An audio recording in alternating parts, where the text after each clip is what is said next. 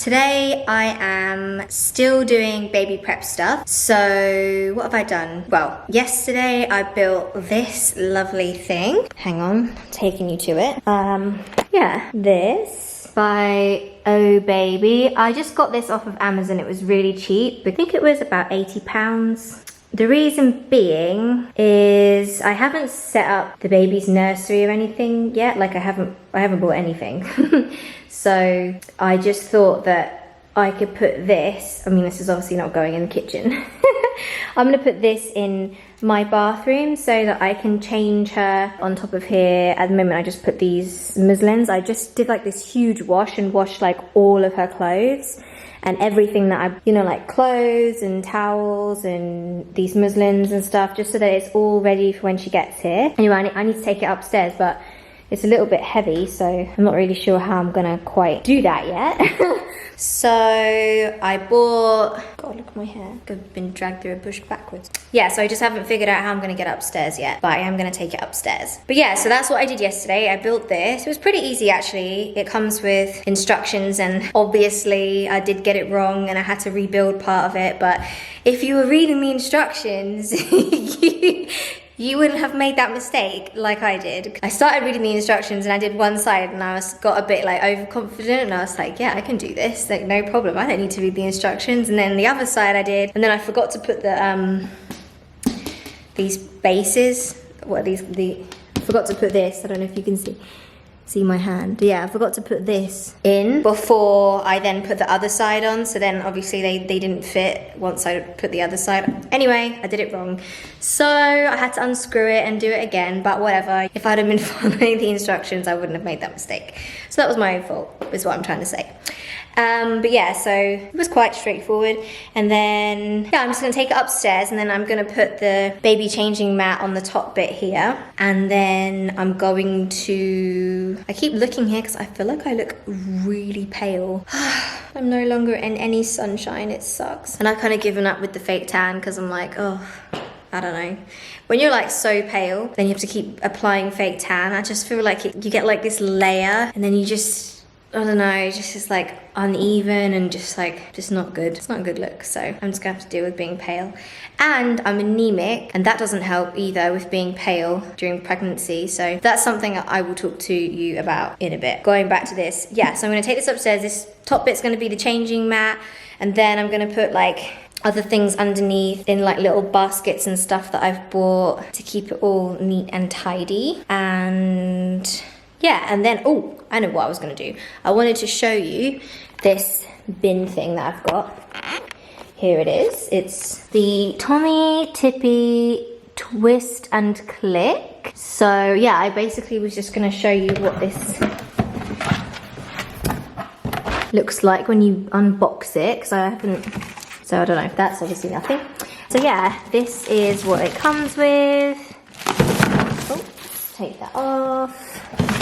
Basically, this is just to stop your bin from really smelling when you're putting all the nappies in. So it twists it, bags each time. So each nappy is kind of isolated from the other ones and therefore reduces the smell. Or that's the idea anyway.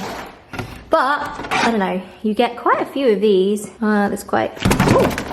So I don't know, I don't actually know how it works yet, but I'm gonna figure it out and I'm gonna put this together and then it'd probably be worth me reading the instructions this time.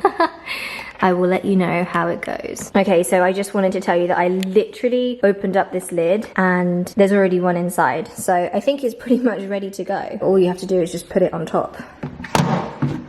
Not like that because that doesn't fit. Like this.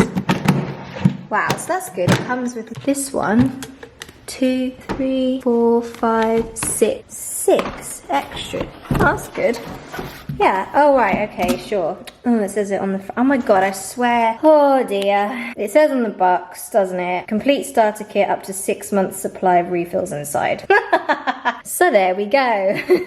6 months supply of refills. That should get me set for a while. I hate keep to keep bringing it up because obviously it is a sensitive issue and it's not something to be taken lightly, but obviously with the coronavirus and stuff and what's been going on is a concern having a baby in this time, because it's not like, you know, so say like you're having a baby normally this is too light.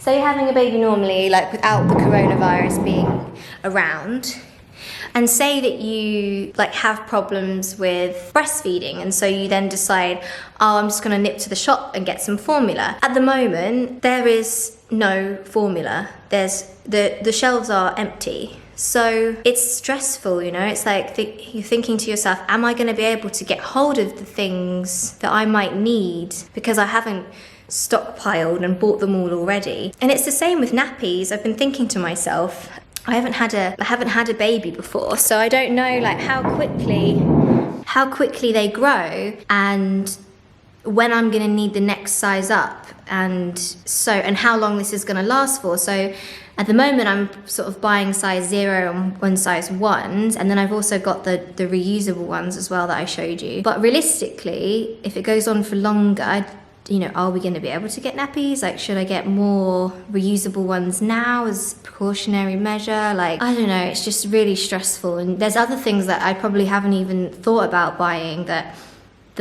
once I've had her would have been one of those things that you'd be like, oh, I just go and pick it up from the supermarket. But now it's like, oh wait, can I just go and pick it up from the supermarket? Or because who knows, you know, nobody knows like what is going to be open in 2 weeks time, let alone a month, let alone 2 months, God forbid. But you just don't know, do you? So it's just a worry. And obviously, yeah, I was going back to what I was saying about being iron deficient. Now they've told me that I won't be able to have a home birth and I won't be able to have a birth in a birthing centre because my iron levels are too low, despite taking the medicine and stuff that I've been given. So yeah, I mean, I don't know, who knows whether it's more dangerous to be in a hospital than it is, well, I just think that your risk of catching another infection when you're already when you're in the hospital is maybe higher. And then also, on top of that, when you have anemia, that's another thing that you are at risk of catching infections because your immune system is lower. So it's all really fun and games.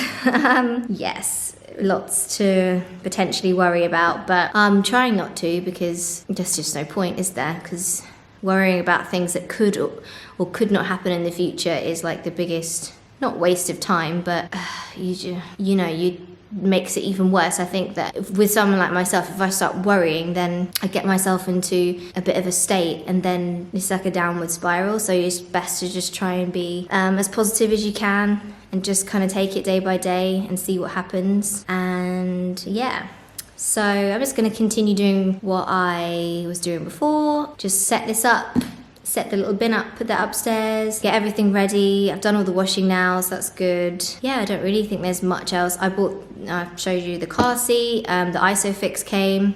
The only problem is I didn't buy, but it's not that I didn't buy the right car seat, but I didn't know that it wasn't going to fit on the base of the pram. So I now have to buy an attachment for the car seat to put the car seat onto my pram base so that it fits. So, well, it all kind of feels like a bit of a nightmare, and car seats are pretty heavy. And that's not even with the baby in, so I don't even know how I'm gonna do that. I feel like it's gonna be funny to watch me trying to like lift out a huge car seat that's already heavy with then putting a baby in it, which is then making it like at least 6 pounds heavier, maybe more, and then trying to like put that on top of the base. I don't know, I feel like it's going to be like a comedy sketch, but whatever, we figure these things out, don't we?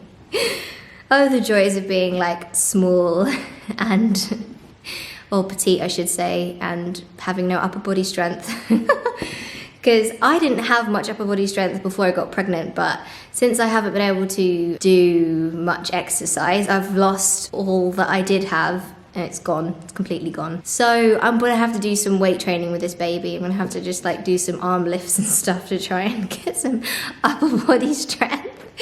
Otherwise I think I'm gonna suffer, but whatever, figure it out. So yeah, that's where I'm at this week. And yeah, what have I got coming up? I've got another midwife appointment, and I've got another hospital growth appointment. Now I'm starting to think that maybe because I have this anemia thing, apparently it can also make your I was going to say make your baby grow small, but that's terrible English. It can increase your chances of having firstly a premature birth and also a very small sized babies. And they've been worried since the beginning, not the very beginning, but a sort of like second trimester onwards, that my baby was really small. So now I'm thinking, well, it could be linked with the anemia thing. So yeah, she might come out and be very little, and that's the thing that's funny, is you just feel like a lot of the time that you're just waiting and you have no idea at all when it's going to happen. So you're just, I don't know, I don't want to say killing time, but I feel like that's what's happening. And yeah, so it's funny when everyone's kind of going nuts with this corona thing, being like, I'm at home and I'm like, don't know what to do with myself. I'm like, yeah, welcome to my world.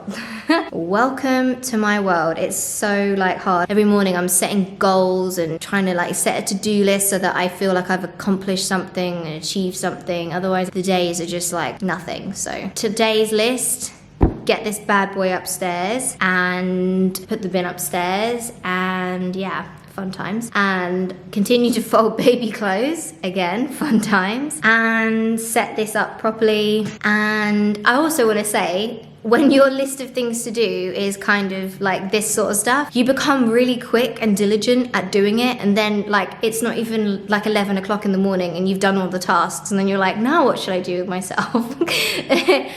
I already did a deep clean this week. I like bleached everything and cleaned it all and stuff. So I'm just like, okay, I've done that. Like, how many times can you clean? Like, maybe I should do it again. Like, I don't know. So I will find more things to do around the house. I'm sure I can clean and organize more things. There's always something, right?